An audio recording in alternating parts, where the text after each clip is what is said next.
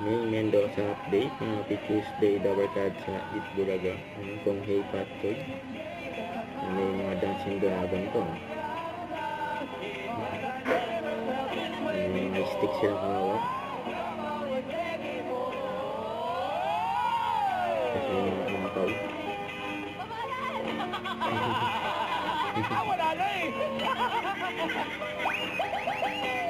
Dabarkad, sabay-sabay tayo maging lucky ngayong Chinese New Year. Kung Hey Patsoy! Shout out sa mga kababayan nating Shinoy, Filipino-Chinese community. Shout out at kasama din natin sa celebration ng Phil-Chinese Sky Dragon Athletic Group. Hey! Woo!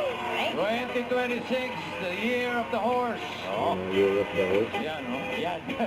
Sakto. Sama-sama tayong tumalon sa swerte at iwanan ng mga bad vibes. Talagan!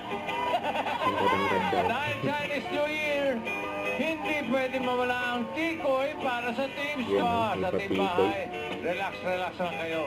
Tumutok lang kayo sa harap ng TV. Yan, Bawal tutok lang. kumurap.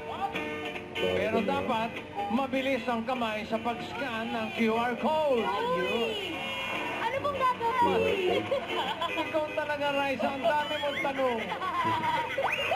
Anytime kasi, lalabas ang ating lucky horse na may dalang QR code. Oh! Yan, Yan. lalabas sa screen. Yan. May mga pa. Mabilis yung... Mamaya, yun na nga, kaya kailangan pabilis.